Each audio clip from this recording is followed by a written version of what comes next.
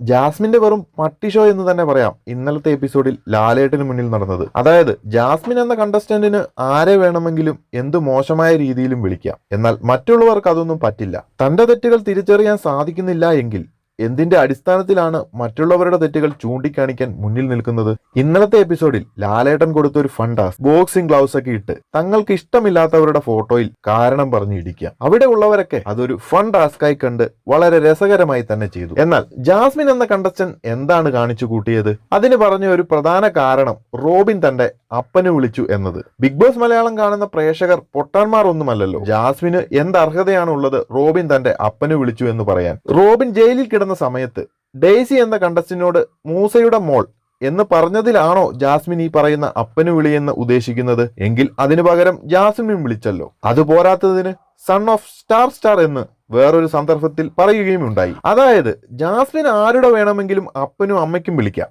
അത് എത്ര മോശമായ രീതിയിൽ വേണമെങ്കിലും. ഇത്രയും ചെയ്യുന്ന ജാസ്മിന് എന്ത് അർഹതയാണുള്ളത് റോബിൻ തന്റെ അപ്പന് വിളിച്ചെന്ന് പറഞ്ഞു നടക്കാൻ? ജാസ്മിന്റെ കണ്ണിൽ റോബിൻ ചെയ്യുന്നത് മാത്രമാണ് തെറ്റുകൾ. ജാസ്മിൻ ചെയ്യുന്നതും ജാസ്മിന്റെ കൂടെയുള്ളവർ ചെയ്യുന്നതും കണ്ണിൽ പെടില്ല. എപ്പോഴും നേരിന്റെ ഭാഗത്താണെന്ന് ഘോരഘോരം പറയുന്ന ജാസ്മിന്റെ ഈ അന്തസ്സില്ലാത്ത നിലപാടാണ് ശരിക്കും പറഞ്ഞാൽ റോബിൻ എന്ന കണ്ടസ്റ്റന്റിന് പുറത്തു കിട്ടുന്ന സപ്പോർട്ട് എന്ന് തന്നെ പറയാം. അല്ലാതെ അതിൽ കൂടുതലൊന്നും റോബിനും അവിടെ ചെയ്യുന്നില്ല. പറയുമ്പോൾ എല്ലാം പറയണമല്ലോ. ഇന്നലത്തെ എപ്പിസോഡിൽ ലാലേട്ടൻ വന്ന് റോബിനെ മാത്രം എയറിൽ കയറ്റുമെന്ന് പ്രതീക്ഷിച്ച ജാസ്മിന് ലാലേട്ടന്റെ കയ്യിൽ നിന്നും വാരിക്കോരി കിട്ടി. അതിന്റെ ഒരു ഫ്രസ്ട്രേഷനാണ് നമ്മൾ പ്രേക്ഷകരെല്ലാം ഇന്നലെ കണ്ടത്.